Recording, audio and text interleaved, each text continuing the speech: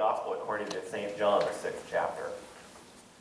Jesus said, "I am the living bread that came down from heaven. Whoever eats of this bread will live forever. And the bread that I will give for the life of the world is my flesh." The Jews then disputed amongst themselves, saying, "How can this man give us his flesh to eat?" So Jesus said to them, "Very truly I tell you, unless you eat the flesh of the Son of Man and drink his blood, you have no life in you. Those who eat my flesh and drink my blood have eternal life, and I will raise them up on the last day. For my flesh is the true food, and my blood is the true drink. Those who eat my flesh and drink my blood abide in me, and I in them. Just as the living Father sent me, and I live because of the Father, so whoever eats me will live because of me.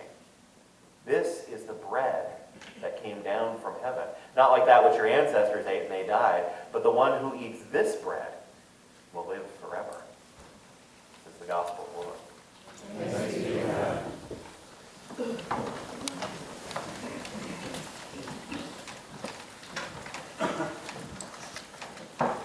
God's grace, mercy, and peace be with us today through Christ, our Savior and Lord. Amen. I have an early memory as a young boy of going to visit my great-grandmother. Every summer I'd go up and see my Grammy, and she lived in Seaside. I'd come up from California and stay with her. And it was great to play on the beach, and Grammy would take me into Astoria to go and visit Äiti. Äiti is the Finnish word for grandma. So having 6 kids, and I haven't even counted how many grandkids, she was grandma to a lot of people. And I remember as a kid, probably 4 years old, 4, maybe 5, I remember that feeling that I was always surprised that grown-ups knew where to go and how to get there and how long before we needed to leave. I never really understood how do they know where to drive. And so Grammy said, we're going to go visit Äiti. And I'd say, oh, okay. So we went into Astoria, and turns out Äiti lived in an apartment over the Granite Works. If you go to Astoria, the Granite Works is still there. And the Granite Works was a business started by my great-uncles, Äiti's 2 sons, Dickie and Denny, who are both passed away now. But when I got a little older, I learned that the Granite Works is where they carved the headstones and put the names of the deceased on those tombstones that would be placed in the cemetery. And for over 50 years, that was their business. And Äiti lived in the apartment over the Granite Works, and so Grammy would take me through the garage at the Granite Works, and I thought, this is strange, why are we going through this business? Again, as a kid, I didn't really understand. And she'd just march up these dark stairs behind the garage, and they were these old scary steps, you know, the kind that had been painted but had been walked on so many times there was almost no paint left. And there was no light in that stairwell, and I thought, really, should we be going up here? Got to the top of the stairwell, it was this dark, cold stairwell, and she'd just open the door and march right in. It was kind of a door that stuck, and she sort of leaned into it a little bit and just let herself right in. I thought, is this okay? Should we be doing this? But instantly, on crossing the threshold into that apartment, it was the polar opposite of where we just come from. The dark, scary steps were replaced with this bright, bright apartment. Everything was white, as I recall. And it was hot. Everything was hot. My great-grandmother, maybe it's because she's Finnish, she wanted to live in a sauna. You know, but it was really warm. And it was white, but it wasn't like a new white. It wasn't a hospital white. It was like that old, faded white. And walking into that apartment in that thick, hot air, everything just slowed down. And I remember that feeling of just being overwhelmed by that hot air and that smell in the air that was sweet and delicious. Like something straight out of the oven. No matter, I went several times, and every time we went, it was like she was always baking something.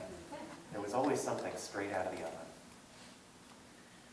I have vague memories of tic-tac-toe and little puzzles, but mostly what I remember is the bread. The family has several different kinds of bread, and when there's a family gathering, there's always some bread. And one of them is this brown bread. Delicious, sweet brown bread. I don't even know what all's in there. Probably a lot of molasses. Another one is another baked good. It's not a bread, it's a prune tart. And the family is funny with these prune tarts. They fight over the prune tarts. It's these wonderful pastries that are buttery and rich and delicious with this big dollop of prune filling in the middle. When there's a family gathering, people fight. Have you been good enough to get one of these prune tarts? I don't know that you deserve a prune tart. My dad, a couple years ago, I watched him. He was sneaking off with a little plate of a couple of them, hiding them from the rest of the family. People are funny with food. But the signature bread, the signature thing at any family gathering is what's simply referred to as biscuit. Biscuit. And it's not a biscuit at all. It's Finnish cardamom bread.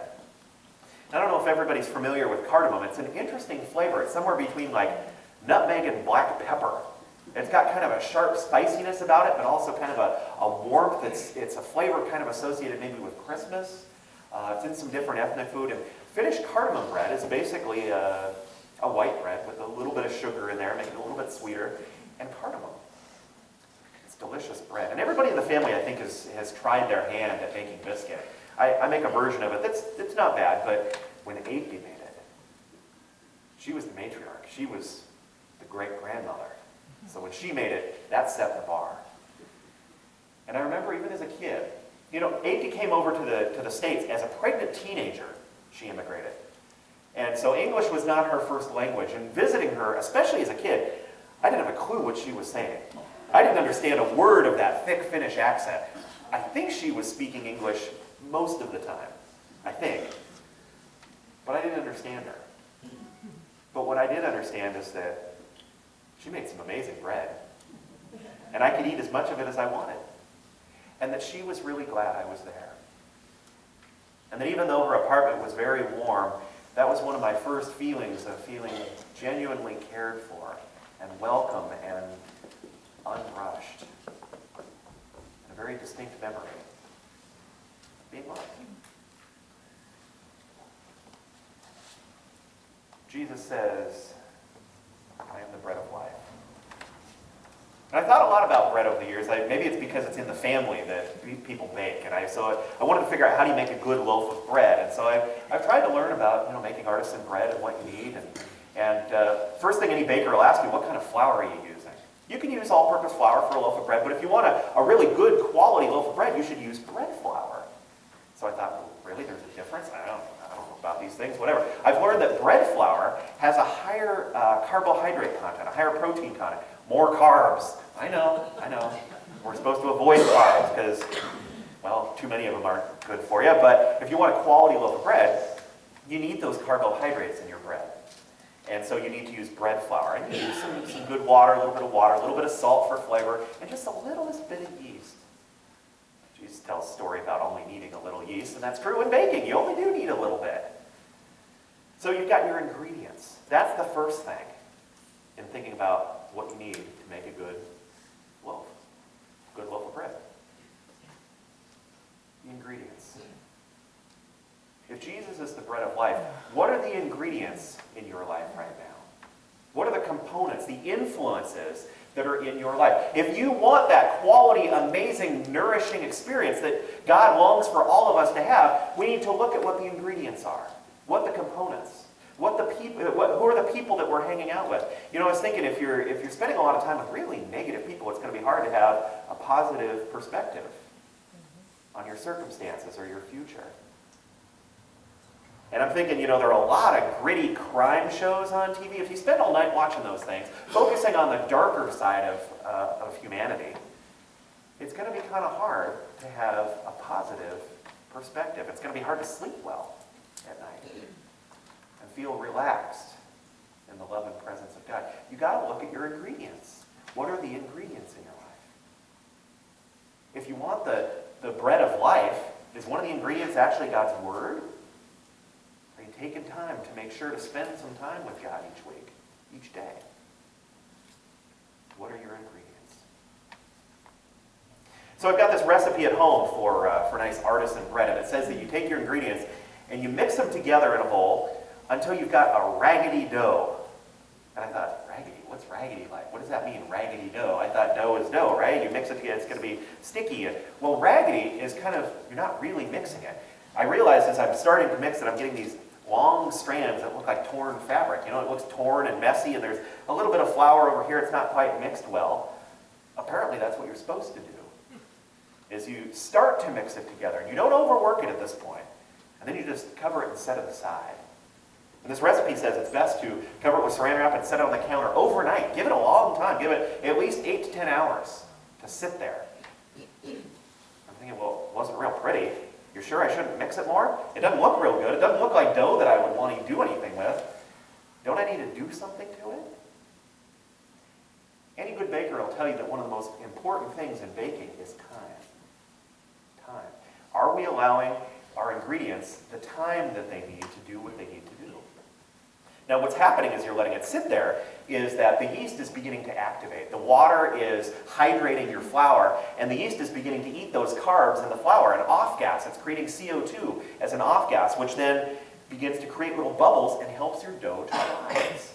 And that yeast, what it's doing is, as it's eating, it's multiplying and multiplying and multiplying and infiltrating all of your dough so that everything is mixed.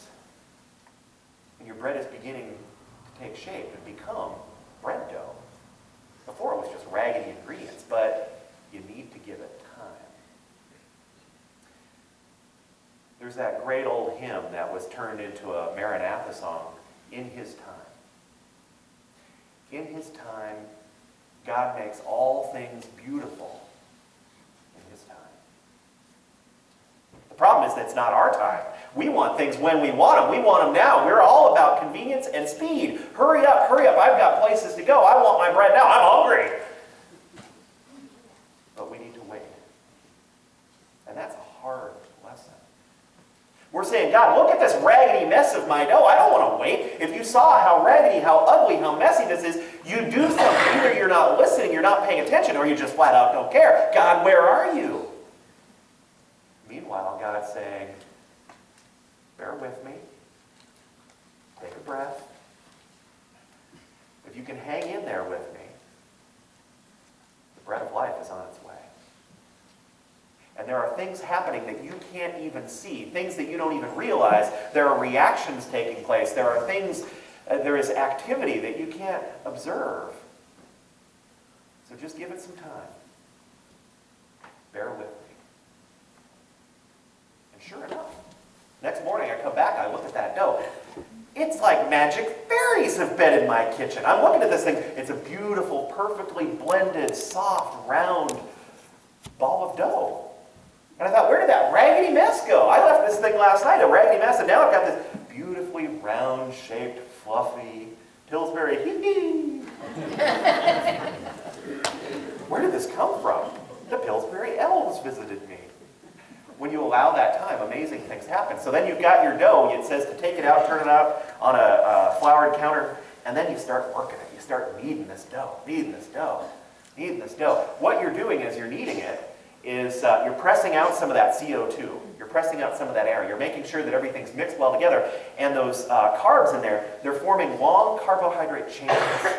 And you need those long chains. You're stretching out those chains so that they can trap the air, that the CO2, the CO2 that's being put off by the yeast. They need to be able to trap that so it can rise and be fluffy. If you don't work out all those bubbles and allow those chains to get longer and longer, your bread will be really crumbly. It'll have an awful texture. So you've got to stretch out those chains. My good long carbohydrate chains. Work it for several minutes. And I'm thinking my great-grandmother was in there pushing this dough. This is work. It's work to knead a loaf of bread. Which is why we have a lot of machines that'll do it for us today, because we're lazy. As much as we don't like to wait, we equally don't like to do any work. The bread of life involves some work. If we want God's bread of life for ourselves, if we want to have that experience that God created us for, sometimes there's some activity involved. Doing some work. Some work of actually making sure to pick up the Word, carving out a little time to read some Scripture, and then putting into practice the things that He's taught us to do, of being patient and kind and generous. Forgiving. Man, you want to talk about work. How about forgiveness? Somebody does something that does you wrong, and the instant reaction is to get angry, to get defensive. And forgiveness says, get past your ego, get past your hurt, figure out how to work through that, and reconcile with the individual. Now that's work. Jesus says, I am the bread of life, and if you want this bread in your life, You've got to practice a little bit of work here. It's not easy, or there's no way around it. It's an important part of the process. So you knead your dough, you put it back in the bowl, let it rise again, let it proof. Then you take it out, you've got your lightly greased baking pan, your bread pan, your loaf pan.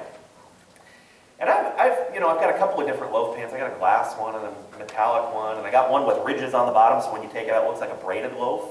It doesn't seem to matter which loaf pan I put it in. It all bakes pretty similar. Maybe the color of the crust is a little bit different, but I'm thinking this dough will just kind of relax into the loaf pan for baking.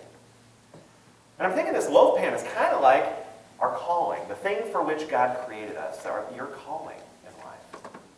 I used to think calling was specific to ministry. I thought, man, I don't want to even think about my calling because I'm not sure I'm ready to move to the third world. I assumed you had to leave your life and go to the third world. But I've mentioned before, my favorite author, Frederick Buechner, says, your calling is where your greatest joy meets the world's greatest need. Where something that you truly love and enjoy, where something that brings you satisfaction and fulfillment, where that makes this world a better place. When you can use your passion and your joy to help somebody else out, that is your calling. Sure, ministry is a calling, but so is teaching, so is parenting, so is cleaning. There are so many different kinds of callings, and really, each of us has that opportunity, that responsibility, really, to ask God, what do you create me for? Where do I belong? Where do you want me? And I think as we settle into that calling, we're allowing that bread of life to settle into the loaf pan and be baked. And if you're not feeling that sense of satisfaction, if you're kind of irritated at your job, if you feel like you're just unsettled, then we need to be talking to God and say, Lord, where do you want me? Where do you want me today? Sometimes it shifts and moves and changes, and our calling might be different from one day to another in how we're spending our time. And we have to say, God, I need your help so that I can find my way, so that I can settle into this life that you have for me. And you bake your bread, and take it out, and you've got this beautiful golden crust, and you have to wait for it to cool. That's always the hardest part for me. You're waiting for the loaf to cool, and just, oh man, the smell and the air, and it has to cool long enough so you can take that first slice, a little butter on there, maybe even just a touch of salt. If your mouth's not watering, something's wrong with you. And as I'm thinking about that amazing fresh bread, I'm back in my great-grandmother's apartment. I'm thinking about the fact that even though I didn't understand her, didn't know what she was saying to me when she was talking to me, I didn't really understand how I got there or how long we would be there. But what I did know is that I was cared for. I knew that I was fed. I knew that she was glad that I was there.